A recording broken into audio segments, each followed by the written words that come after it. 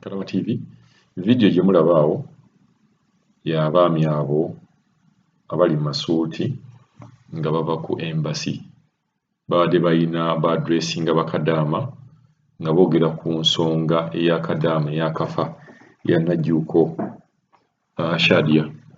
Mukimanyi enfa ya Najjuuko Shadia tewannabeerawo muntu atubuulira ddala kituufu kiki ekyabaddewo kuba buli muntu ayogera kiki.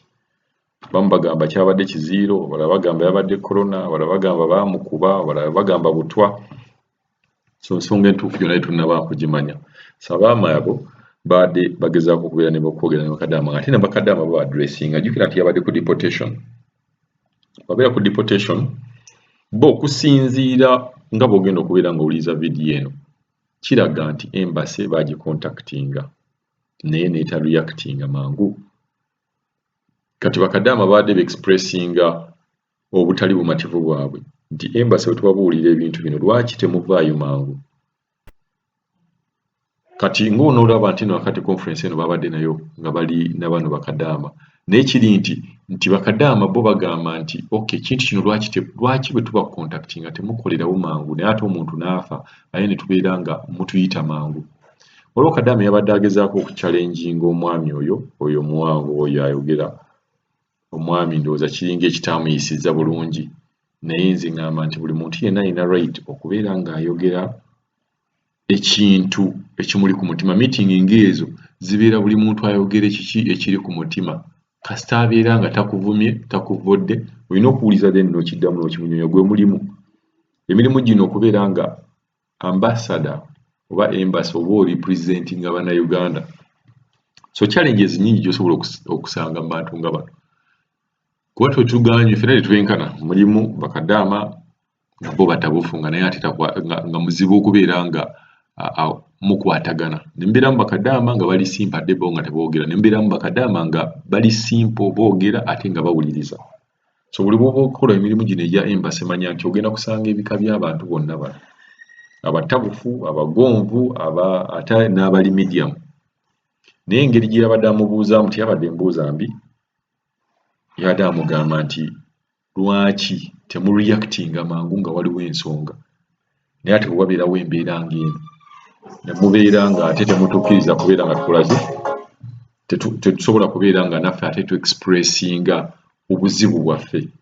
Tugenda kusooka tuwulirize vidiyo eno n'omwami oyo tumuwulirize then tulabe engeri gyesobola okubeera nga tweyongera okubeera nga tulaga embassy nti mu butuufu ddala balina okuvangayo amangu ne bareactinga okusobola okubeera nga bayamba ku bakadaama bano.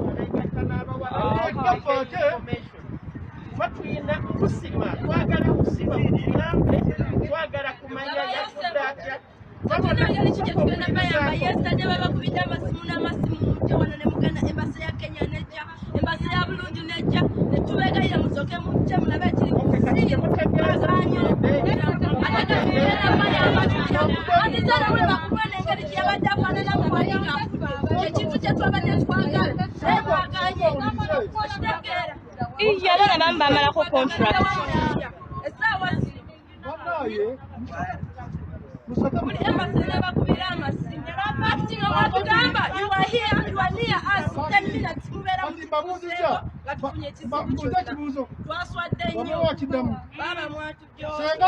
Senga embassy yazze eggulo ekiro yandibadde alamuka.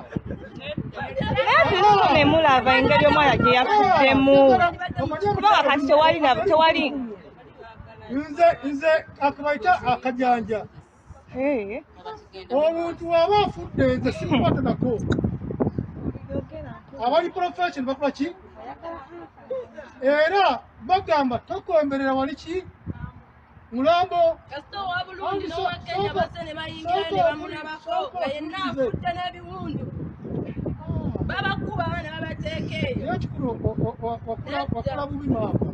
ayogera mazima.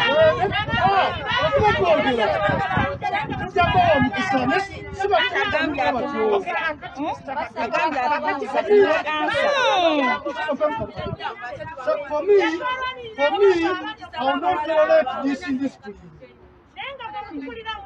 Tuzze wano ku kati bano mulowooza bagenda batwala nemukakane munasigo yagusose okujjawa mwemuwaza mwemusose wa si mwemusose wa ne bannamwe baza atenze zemade si kale babulire kakuba kufa abantu bafa naye kugamba sigwa kirese sinjana kirese fenna tuli mukuluma mwana afyakuza eki naye kati kikasa tekiraga bugundi mukitegera nange nsobola okufuna ogamba gundi afudde ng'agenda omuka ne gugenda siba guli mwena mwafiirwako naye tekiba bugunjufu kutandika gamba nte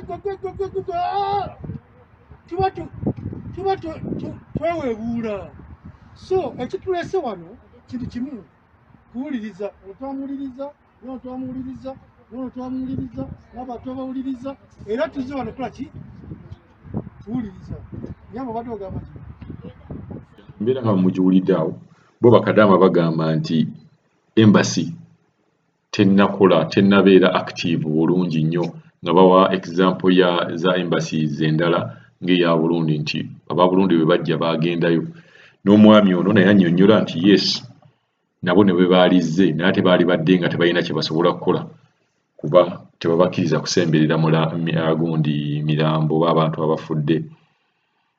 Tetuganye embeera eringa bwemwagira akavidiyo nga mwakolaba tebabakkiriza kusemberera mirambo naye ate bakukkiriza okuteekako protective gears n'obeera nga weesabise n'obeera ng'osemberawo kubalaba bakadaama abo bennyini abaali omubambi ne bazingako munnaabwe nti ebintu nga bino tulina okubeera nga tulaba sides zombi. Nze embassy nkitegeera nti namwe mulina situation eziba challenginga naye ate bw'obeera oadressinga omuntu kati nga bano bakadaama babeera nga bakaviibwako omuntu wadde nammwe abeera abavuddeko naye ate bano bakadaama tebeeza kadaama abadde asuula naye abadde abeera naye nti bw'aba ayogera ekintu okuva ku mutima gwe so ky'oba olina okukola gwe calming down kuba bw'ayogera ate naawe n'oyogera nti gwe bakuza bubi ojja kwesanga nga meeting eyo tejja kugenda bulungi.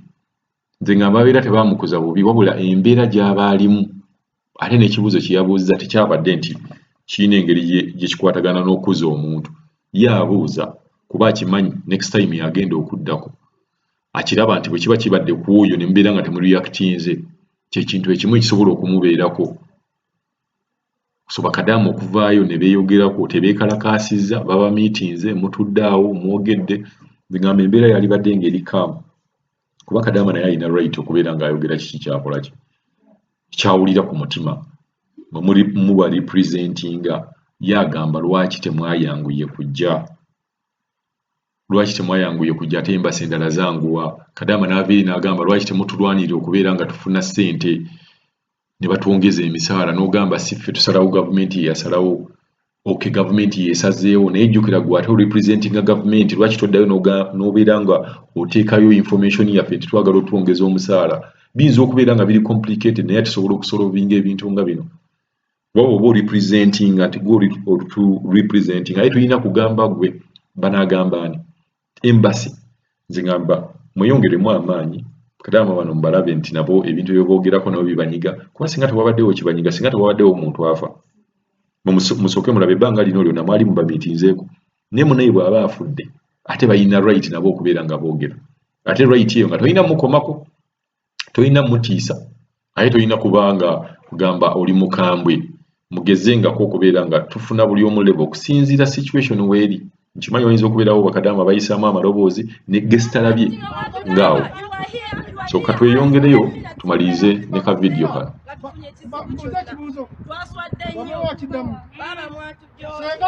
Senga embassy yazze eggulo ekiro yandibadde alamuka